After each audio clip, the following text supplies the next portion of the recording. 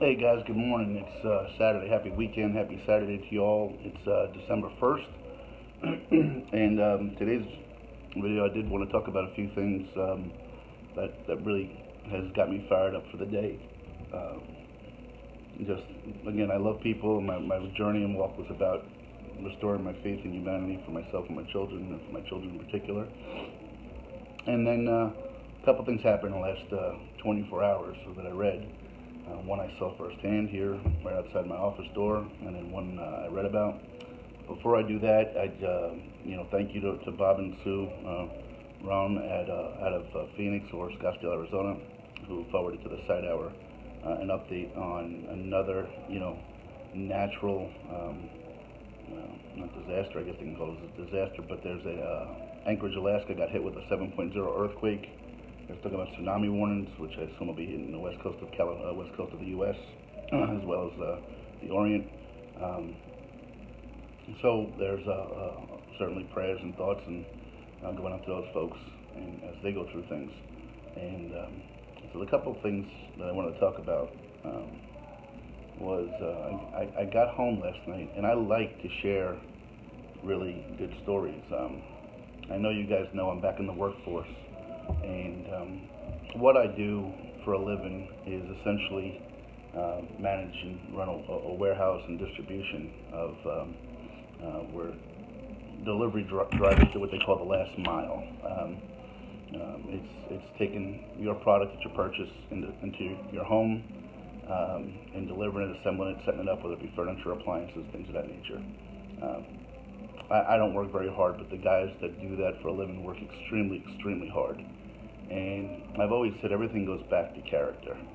And last night, while at my warehouse waiting to close up, I don't know the circumstances as to why it happened that way, but there was a gentleman here that essentially unloaded his truck completely by himself while his driver helper was not around. He then took care of his responsibilities. But then after that, he went over and above in a way that I'd never seen before. After working a long, 10-hour day, he came back here, and most guys, frankly, don't give a whole heck of a lot of care about, the guys on the dock, and myself included, and they almost feel like there's a sense of entitlement, and they drop their stuff and rush off to do what's next for them and leave it to be somebody else's problem. And I'm not saying that's the majority, but there's a good group of folks like that. I'm blessed here to have a really good group of guys that don't do that for the most part. But this young man spent 3 hours in this building yesterday after working a 10-hour day to not just get his truck unloaded and loaded, but then to go over and above and to take these return pieces, which are still product and of value, and protect them and wrap them in a way that you would almost think they were brand new. And that's the expectation that we have, but very, very few people do it. And that translates to life in general, right? A lot of us have expectations. We know what's right and what's wrong. Most of us know the line between what's right and what's wrong, what's daring and what's conservative, and what's foolish and what's something logical.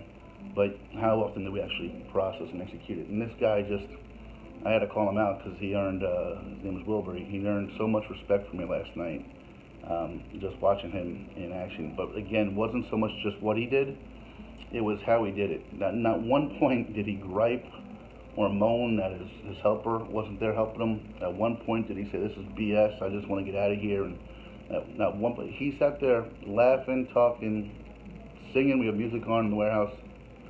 And, he's one of these people that's outgoing and gregarious to begin with. But again, it's not so much what you do sometimes, it's how you do it. If he sat out there for 3 hours and got it done, but was griping the whole time or pissing and moaning, it would have been a totally different experience for all of us. And that's why I don't mind going out and helping and joining in and taking care of guys like that. But so, Wilbur, you're not listening to this. I don't think you are, never will. But I couldn't have more respect for you and what you did yesterday, and I told you that already. In addition, I had some other teams come back that we're in another situation where a similar thing happened. One person was trying to do the work of two, and without griping, it's a new guy, he tried to do everything he could, and another team came back, and without being asked. They just all went and chipped in and helped out. And I'm watching this little microcosm of the world right there on my warehouse dock yesterday. And I wasn't remiss from not chipping in and helping out either. So it wasn't like I sat back and just watched and did nothing. But that to me, take that little microcosm on the warehouse dock and put it into a home, into a neighborhood, into a town, into our country. That's what life should be about right there. And it was, I don't always see it in this warehouse. It was an anomaly, and I certainly don't, I don't always see it in every household. I don't always see it in every town or neighborhood. But it just definitely restores your faith that we can do this, man. We really can take part in this here. So I wanted to shout out those guys because they work very, very. What they do isn't easy. They do a thankless job. Very often, very often they're unappreciated and taken for granted. And these guys aren't getting wealthy off of this job. But the way he handled himself, and most of the guys here, quite frankly, handle themselves, is really impressive. So shout out to those guys. And the other story that just pulled at me and tore my heart apart, and I can't wait to share with you if you're sticking with me for this long, is something I just read, and I actually have it up on the computer screen. I propped my phone up on my laptop now, and I'm going to read to you from here because this one just blew me away this morning. As I was reading again, I get most of my mail through Yahoo, but in England, the 7-year-old boy had wrote a letter, and he wrote a letter to his dad in heaven, and he had posted a letter, and the letter basically said, let me see if I can find it here exactly so I can kind of read it to you. Mr. Postman, can you take this to heaven for my dad? And there's something else there. But so this little 7-year-old boy wrote a letter, not to Santa Claus, but to his dad in heaven, and mailed it, or he asked his mom to mail it, which she did. She didn't just kind of say, "Oh, it's silly," and dismiss it. She mailed it, never ever expecting. The whole front of the letter said, "Mr. Postman, can you please take this to heaven for my dad's birthday? Thanks." And the mom mailed it, thinking nothing of it. Probably going to some waste pile somewhere. Well, it didn't. The little boy's name is Jace, and how that ties into the journey, as a matter of fact, was Dustin in Plymouth, Indiana. His son's name is Jace, and he's a little guy we sent some Blue Angels toys to, and so as soon as I saw that name, it made me know to get him relive that part of the journey with Dustin and Jace and his mom, Erin. But a week anyway, she posted she sent this letter into the post office, and not expecting anything back. And then all of a sudden, guess what happened? They got a letter from somebody named Sean Milligan. He's assistant office manager at the Royal Mail. So Sean, I don't know you, I'll never meet you, but man, brother, I can't say thank you enough for what you did. So his letter to the little boy that they wrote back said, "I just wanted to take this opportunity to contact you and how we succeeded in the delivery of your letter to your dad in heaven. This was a difficult challenge avoiding stars and other galactic objects en route to heaven. However, please be assured that this particular of mail has been delivered. Royal Mail's priority is to get our customers' mail delivered safely. I know how important your mail is to you. I'll continue to do all I can to ensure delivery to heaven safely." What do you think that means to a little boy, man? That's brilliant. So, if I read that at 5:30 in the morning and I can't get fired up for my day and believe in people and things, then I don't have a pulse. So it's on Yahoo, that story, the pictures, the letter. I'm sure it's trending all over the place. Go on, support it, share it. I mean, gestures like that took this gentleman, 8 minutes of his lifetime, just changed this little boy. He'll never forget that. He'll be 50 years old and 80 years old and remembering that, And in the moment, think what he's thinking about. His dad got his letter. So anyway, guys, happy Saturday. Enjoy your weekend. And I guess that's it, right? So I'll check in again tomorrow. Oh, there was one other thing I wanted to talk about real quick. Not really talk about, but so early in my journey, midway through my journey, there's a magazine called Root, R-O-U-T-E magazine, and they do articles on, people, and they contacted me wanting to do an article. So the gentleman contacted me halfway through, so I'll contact you when you're done. We finished up the interview via phone yesterday. But what he told me, it had nothing to do with me. he's telling me about a story as he was talking about my journey. He's telling me about a story that he's covering right now about a gentleman. If I got this right, he's walking across Antarctica, pulling a 400-pound sled.